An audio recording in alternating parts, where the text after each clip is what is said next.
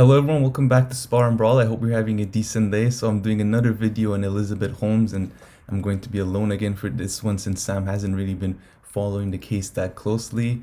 But again, once again, disclaimer, most of what I'm saying in all these Elizabeth Holmes videos comes from ABC's The Dropout podcast. Now I've watched other content related to Elizabeth Holmes. I've tried to read the articles that have been coming out in the press, but I found their coverage to be, of course, the most complete.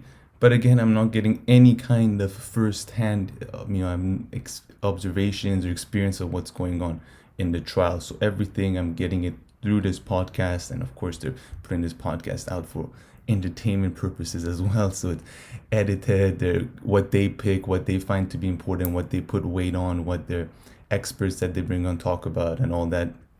So let's just bear that in mind. Okay, but having said that, the last 3 episodes of the podcast have now brought on some new information. Until now, it was a lot of the trial was a lot of the same things that we've been hearing in the podcast now just being said in the trials in the podcast, or different movies that have been created, series that have been created and all that. But in the last 3 episodes, we really get some new information, and that's because it's just very surprising to a lot of people, not to me really. If you've been following the Elizabeth Holmes story, you wouldn't find it surprising, but the fact that her own defense team called her up and put her on the stand. So she was the last person, when they were done with all their witnesses and everything, Elizabeth Holmes actually took the stand. Now the problem with this is, of course, your defense team can ask you whatever you want, and you can put out some your side of the story, but at the same time, then the prosecutor gets to cross-examine you. But knowing Elizabeth Holmes, I'm really not surprised, knowing her confidence, how articulate she can be if she wants to. That's important, if she wants to. We'll get to that either in this video and other videos, what I mean by that. But if she wants to, she can be extremely articulate, and maybe they just had nowhere else to go. What else could they have possibly done? The case, maybe they thought that they had to put her up there in order to have a chance to win. Now, 3 huge allegations came out of this, came out of when she was questioned by her defense team. The first one, extremely sad one, shocking one, although perhaps unrelated as many as you would think to the case, which is that while during her year when she was at Stanford, Elizabeth Holmes claims that she was raped during this time. So extremely serious and sad allegation. And then she says it was actually this horrible incident that happened to her, this horrible act that happened to her, is what pushed her to really pursue this idea for this Theranos company. And who was there to push her and kind of tell her to yes and go and do all this is Sunny Balwani, her partner of hers for about 10 years, and then also worked at the company. Someone who's gonna have his own day in trial about in next year, and he's definitely not a sympathetic personality or anything like that. So I don't want what I'll be saying from now on to come off that way. But she claims that after that, so she was not raped by him. It happened by we don't know who, and apparently the prosecution had not the prosecution, her defense team had, let me just read this correctly just so I get it right. They had put into, there we go, that they had okay. So apparently in the pretrial document filled by the defense team in June 2020, there's a line item that reads Santa Clara police records rape. But this has never been mentioned before, and actually police record hasn't been entered into evidence. But so this is kind of the first time that it comes out, although in the documents, as I just said, what are they called, the pretrial documents, there was a mention of rape. So this really, what was the reason of putting this out there? Because people think, I guess, to garner further sympathy, to humanize her. That is really that was really the objective of putting out this claim, which has nothing to do with the trial whatsoever. It has nothing to do with Sunny Balwani or anyone else. This is just, they're just kind of trying to set the tone and set the narrative and make her more sympathetic and a humane person. Then comes the second set of allegations, which is that this whole business persona that she adopted, all of that came from Sunny Balwani. Sunny Balwani, who's much older than her, perhaps maybe 15 years older than her. And very soon after, once she left Stanford, they started dating and they became a couple. And after that, they even moved in together very quickly. And she claims that all this kind of behavior that she has, it all came from him. So for instance, apparently he's the one who would tell her that, you need to throw away that previous personality you have, and you need to be more assertive, develop more masculine trait, really, if you want to be taken seriously. That you need to eat this kind of pure vegan, very like raw whole food kind of diet in order to have energy. You have to wake up at 4 o'clock and exercise and everything. Pretty much everything that Elizabeth is and has become, she says that it was because of him. Then comes the third claim, which is that on top of Sunny Balwani, her former partner and also employee of Theranos, the CFO, he would get extremely aggressive and abusive with her when she would, kind of quote unquote fall off the wagon or not really follow everything that she's saying closely. He would get very, very abusive towards her, to the point that even at times he would shout at her and everything. And then while she was in her room, he would go up there, he would go to her room and, kind of say that want to have sex with her when she didn't want to, and he would say no, because I want to show you how much I love you and everything. So the third claim is really that she was in this kind of horrible relationship that was abusive. And this isn't really new, in fact, because I believe that is the reason that in the trial they decided to have two trials. So Elizabeth is having her trial now, and then it's going to be Sunny Balwani, because of these allegations and these kind of claims that were made previously about how toxic this relationship was between them. So this isn't necessarily all completely new, but this is for the first time now really that we're hearing from Elizabeth about all this. And so during this whole process, there's a lot of text messages between them and exchanges and all this. And the next video I'll be diving even more into some of these text messages that they've been exchanging, that were exchanged between Sunny Balwani and Elizabeth Holmes. And they're weird, to say the least. But here's one of them that's kind of relevant to what I've been talking about right now.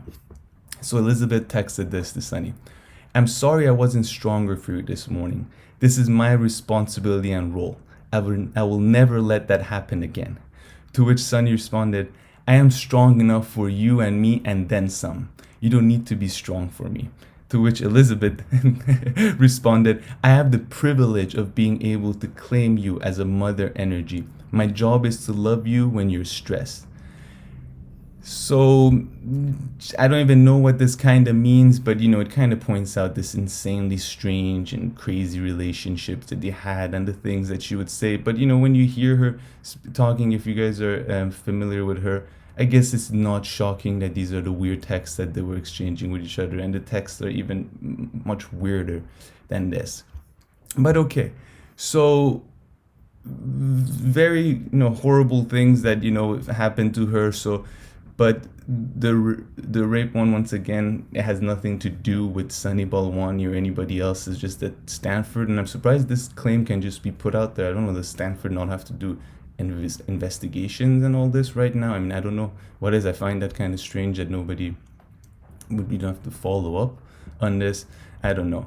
But let's talk about the fact that she was so controlled by Sunny Balwani, and what are some evidence that kind of make you doubt, is that possible that you were just the puppet and he was the puppet and he was the puppet master.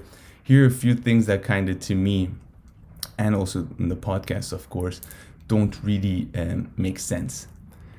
So the first one is that at some point, and she claims it's because of this evaluation in 2015 that her lab got, and that they found out that her lab was a piece of crap, as it shouldn't be surprising to anyone. And after this, when it came out, she actually got rid of Sunny Balwani. So when she decided to get out of this toxic relationship, she was able to do so. The second thing that I guess doesn't go very well for her, and this is her defense team asked her this, and they were trying to get ahead of the questioning, which is that did Sunny make you lie to investors, to journalists, to patients, to anybody? And she said no. Sunny never actually made her lie or made her make any claims.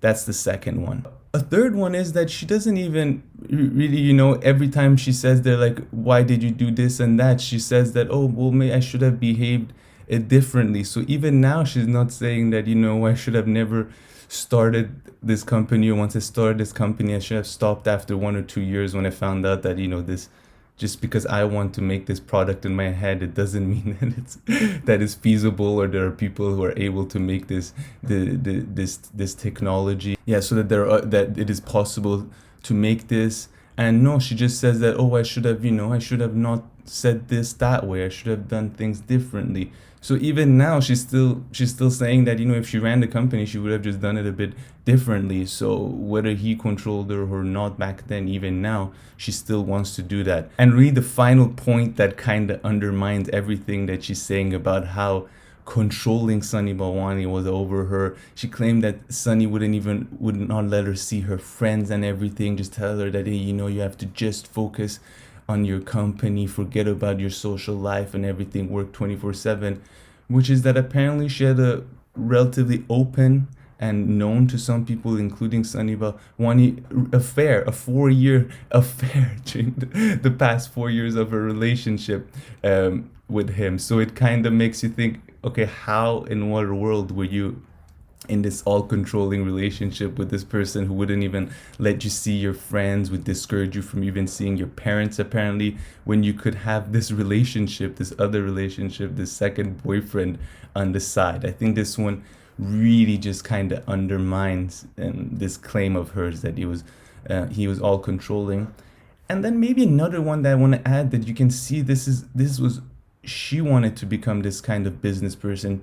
So, maybe of course she listened to him. I'm sure he was very influential over her life. I have no doubt, which is that in fact, Sunny and her met at a Stanford program in China, where she had gone to work on her Chinese and improve her Chinese. And that for me is just, it shows, the kind of entrepreneur she wanted to become. I don't know if this is still, a lot of Americans who want to become entrepreneurs, big entrepreneurs, do that. They think of, learning Chinese in order to better communicate with Chinese businessmen, and there's so much business to be done in China. Maybe now, because of the relationship between China and US, this has changed. People don't do that much. But back then they used to do it, and people who were into about like 20 years ago, people who wanted to become entrepreneurs, a lot of them would want to learn Chinese because they thought that is the future and that is where to go to do business with. So all these little things kind of show that she herself, was always wanting to be this kind of person. I'm sure he, came up with, told her to do this and that. It would be better if you want to succeed, but that she herself would have been a totally different person if it weren't for him. I don't find that it quite squares up with the facts. So yeah, that's 3 episodes ago, if you want to go watch it on the podcast. So not the latest one, not the one before that, and the one before that is pretty much the cross-examination by the prosecutor, which we're going to get into in the next video. So that one's really good as well. But yeah, if you're going to go listen to this episode, but yeah, very, very sad claims, and don't want to make light of anything what she's saying, but the first claim of her has nothing to do with this trial or anything. You can just humanize her. The second one, Sunny Balwani was the person behind her who turned her into this person. I don't find that it quite squares up with all the facts. And then finally, the one that she was in such an abusive relationship, that one is also kind of undermined by the fact that she managed to leave this relationship whenever she wanted, and the fact that she had this open affair. She had an affair for 4 years. But all of these are just put out to to make the jury kind of sympathize with her. She can't really go against the claims that are being made about how she defrauded investors and a lot of other and patients and others, because, well, the evidence is just so overwhelming on the side of the prosecutors. And finally, the defense team tried to make this last kind of argument to show that she wasn't just there to make a quick buck and everything, which is that Elizabeth Holmes, when your company was at its peak, worth about $9.5 billion apparently or so, did you sell any shares? And she said no. So this was kind of to say, like, you see, she wasn't just there to make a quick buck and stuff. And I think at first that perhaps sounds good, but then again, if you think about it, not really. I mean, what kind of message would that send if you have the CEO, founder of this company, who has yet to really break through and hasn't become a public company? So I believe sell shares is as a private company, which is more limited and not on the stock market. What kind of message would that be sending to investors? They'll be like, wait, why are you selling your shares of this company that you have so much control before it even goes public? You can sell it later and make much more money, I believe. So it just, even that one, I don't find that, it's that strong when you kind of think about it as a point, because it would raise a lot of issues if she started just suddenly, a lot of questions if she suddenly started to sell her shares. But okay, so that's it for this video. Please make sure to like and subscribe if you haven't. And in the next video, I'm going to talk about the cross-examination by the prosecutors. And it's pretty much as if she got prosecuted twice, based on, once again, the feeling and everything I got from listening to the podcast.